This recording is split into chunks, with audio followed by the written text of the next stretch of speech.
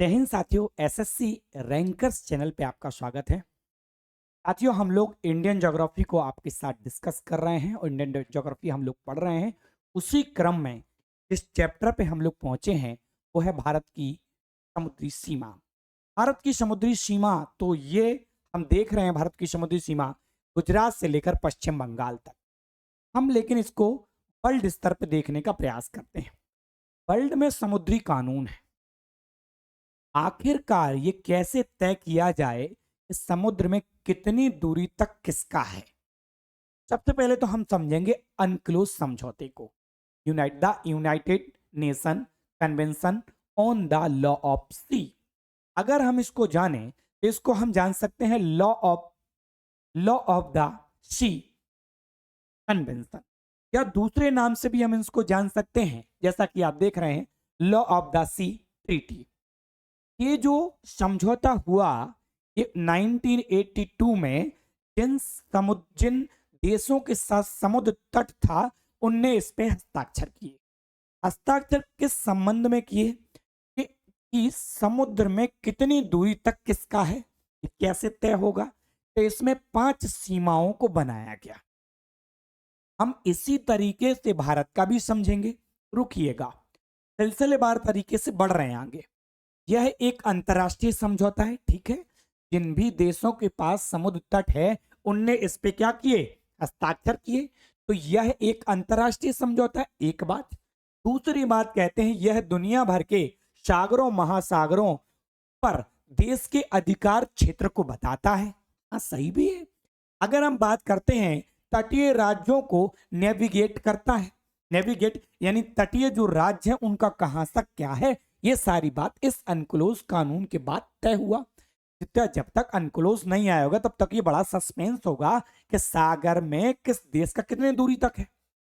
अब देखिए, यह है समुद्री और महासागरीय गतिविधियों के लिए कानूनी ढांचा है। इस अनक्लोज के अंतर्गत हम ऐसे समझेंगे कि यह एक समुद्री कानून है।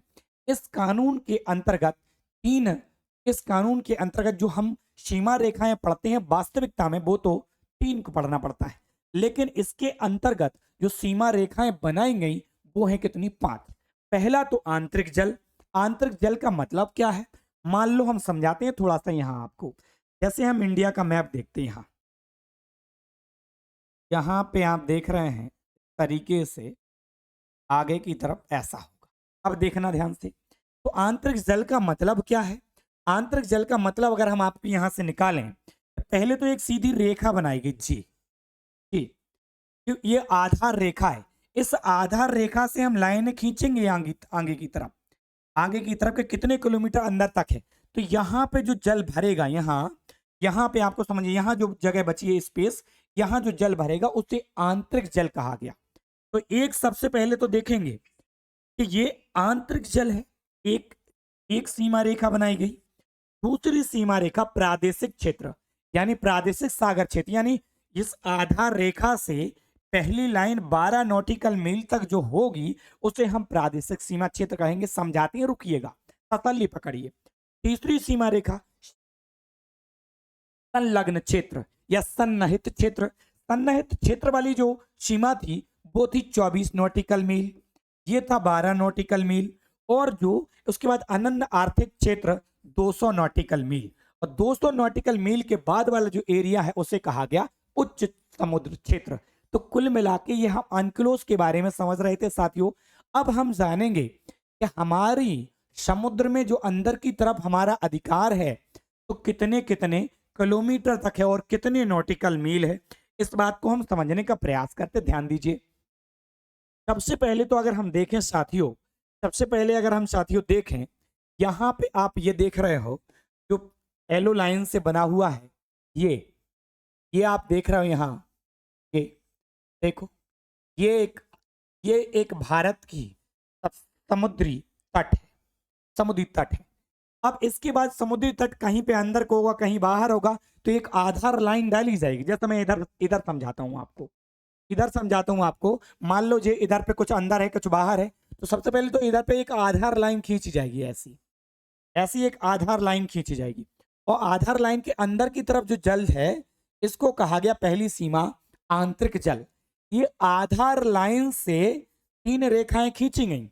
आधार लाइन से एक रेखा, देखना गौर से, आधार लाइन से एक रेखा, ये पहली रेखा जिसको मैं बना रहा हूं, ये, और आधार लाइन से दूसरी रेखा, ये,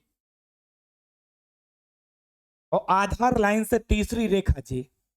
यानी यहां तक हमारा अपना अधिकार है। पहली रेखा जो है, इनको आप देख पा रहे होंगे अच्छे से, पहली रेखा ये, पहली रेखा ये है, पहली रेखा साथियों ये है, और ये जो पहली रेखा है, ये जो पहली रेखा है साथियों, ये 12 नॉटिकल मील है। ये जो पहली रेखा है ये 12 नॉटिकल मील है।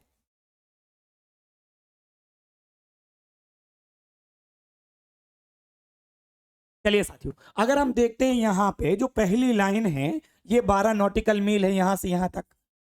यानी कुल मिला के जो पहला हमारा है प्रादेशिक समुद्री क्षेत्र, प्रादेशिक समुद्री क्षेत्र की जो दूरी है, यानी हमारी एक ये सीमा, एक ये सीमा, एक ये सीमा है, तो प्रादेशिक सीमा क्षेत्र जो है, प्रादेशिक सीमा क्षेत्र तक हमारा पूरा अधिकार है, हम कुछ भी करें इसमें।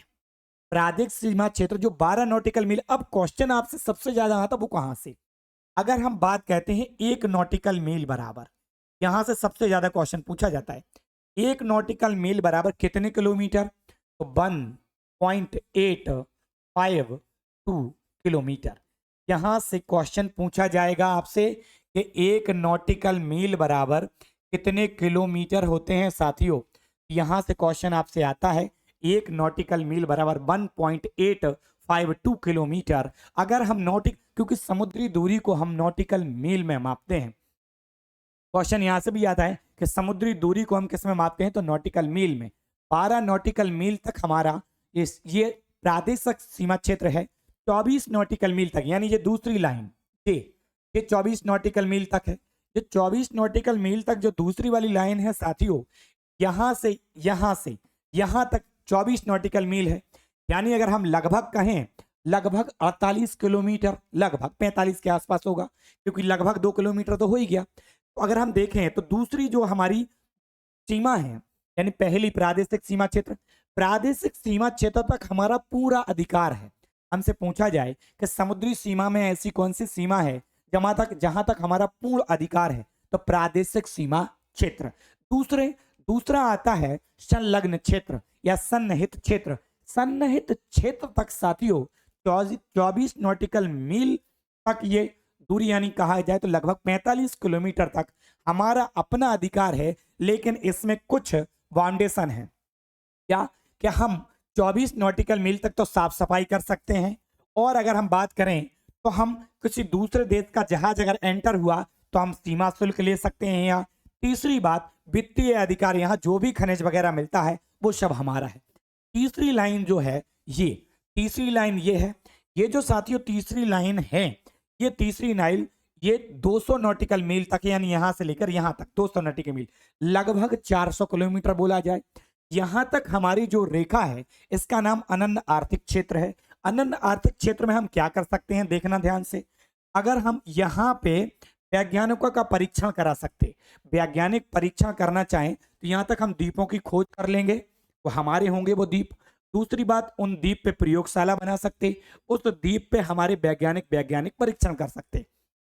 कुल मिला के 3 समुद्री रेखाएं हमें बहुत ज्यादा जानना जरूरी है। नंबर 1 प्रादेशिक सीमा क्षेत्र, नंबर 2 संलग्न क्षेत्र, नंबर 3 अनन्य आर्थिक क्षेत्र। पहली रेखा 12 नॉटिकल मील, दूसरी रेखा 24 नॉटिकल मील, तीसरी रेखा 200 नॉटिकल मील। पहली रेखा तक हमारा संपूर्ण अधिकार है, दूसरी रेखा तक हमारे 3 अधिकार हैं, तीसरी रेखा तक भी हमारे 3 अधिकार हैं।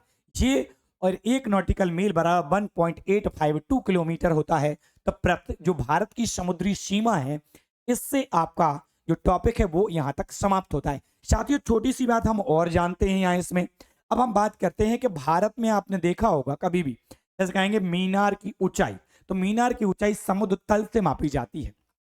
आखिरकार अब भारत के पास तो इतना समुद्र तल है, देखो आप इधर भी है, तो आखिरकार वो हम समुद्र तल मापते कहां से, यानी जो हमारा समुद्र तल है निचला सबसे, वो कहां है। जैसे किसी रेलवे स्टेशन पे साथियों आपने लिखा देखा होगा कि रेलवे स्टेशन समुद्र तट से 200 मीटर ऊंचे।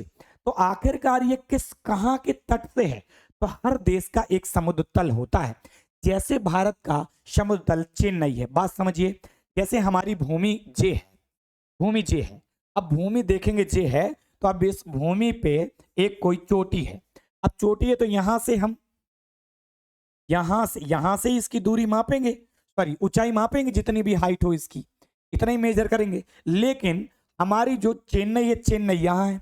अब हमसे कहें कि समुद्र तल से इसकी ऊंचाई 100 मीटर है, समुद्र तल से 100 मीटर है।